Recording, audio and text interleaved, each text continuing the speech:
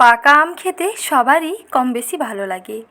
আর যদি এই রকম পাকা আমের আইসক্রিম বানিয়ে নেওয়া যায় তাহলে কম নয়, সবার বেশি করে ভালো লাগবে।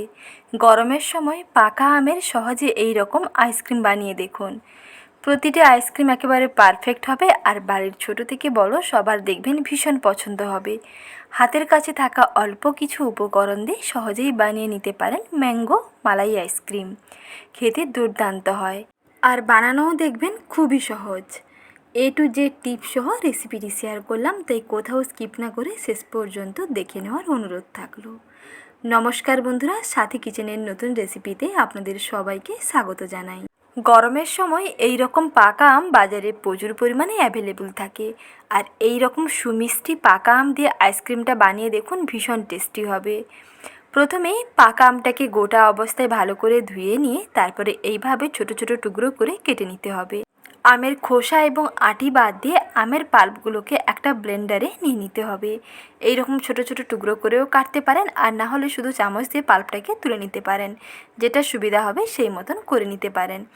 এইভাবে দেখুন, একটা মিডিয়াম সাইজের আম এখানে নিয়েছি। এই আমের টুকরোগুলোকে একটা ব্লেন্ডারে প্রথমে দিয়ে দিচ্ছি। তার সঙ্গে মিশিয়ে নেব 1 বাটি লিকুইড দুধ। আর দুধ আগে থেকে জাল দিয়ে ঘন করে নিয়েছি, সেই ঘন লিকুইড দুধ এখানে অ্যাড করলাম। সঙ্গে মিশিয়ে নিচ্ছি স্বাদ মতো চিনি। যেহেতু আমটা খুবই মিষ্টি তাই চিনির পরিমাণটা একটু কম দিলাম। যদি আমের মধ্যে একটু টক ভাব থাকে তাহলে চিনির পরিমাণটা অবশ্যই বাড়িয়ে দেবেন। তারপরে এর মধ্যে দিয়ে দিচ্ছি 2 চামচ গুঁড়ো দুধ। এই গুঁড়ো দুধ দেওয়াতে এর টেস্টটা দেখবেন দারুণ হবে, একেবারে ক্রিমের মতন একটা টেক্সচার আসবে। হাফ বাটি আমের পাল্প নিলে 1 বাটি দিতে হবে লিকুইড দুধ। এই মেজারমেন্ট করে আম ও দুধটাকে নিতে হবে, তাহলে আইসক্রিম কিংবা কুলফির টেস্ট দুর্দান্ত হবে এবং পারফেক্ট হবে।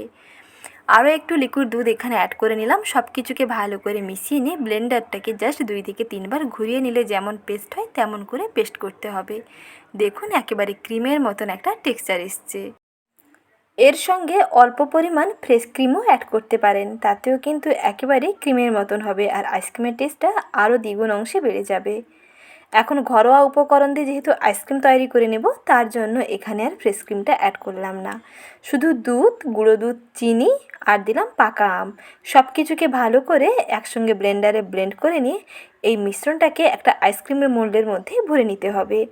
ডিপ ফ্রিজের মধ্যে রাখতে হবে 7 থেকে 8 ঘন্টা। রেডি হয়ে যাবে পাকা আমের লোভনীয় মালাই আইসক্রিম কিংবা মালাই কুলফি। আর এই রকম এখানে আইসক্রিমের মোল্ড নিয়েছি, আর এই মোল্ডগুলো থেকে আইসক্রিমটাকে ডিমোল্ড করতে কিন্তু অনেক সহজ হয়। আর এই রকম আইসক্রিমের মোল্ডগুলো আপনি ফ্লিপকার্ট, অ্যামাজন কিংবা মিশো থেকে সহজে পারচেস করতে পারবেন।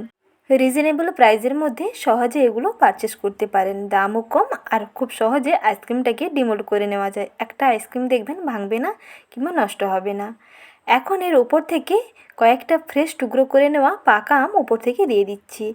এটা সম্পূর্ণ অপশনাল, দিতে পারেন, না চাইলে স্কিপ করতে পারেন, তবে দিলে খেতে বেশ ভালো লাগবে।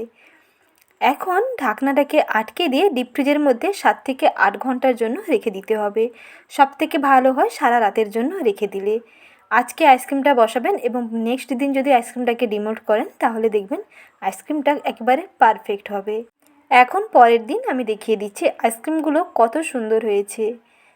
আইসক্রিমগুলোকে প্রথমে এইভাবে মোল্ডটার ওপরটাতে একটু ঘষে নিই, তারপর অল্প করে টান দিলেই দেখবেন সহজে আইসক্রিমটা বেরিয়ে আসবে।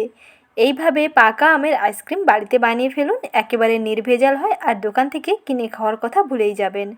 বাচ্চারা আইসক্রিম খাওয়ার বায়না করলে এইভাবে পাকা আম ও দুধ দিয়ে আইসক্রিমটা সহজেই বানিয়ে ফেলতে পারেন। খেতে দুর্দান্ত হবে।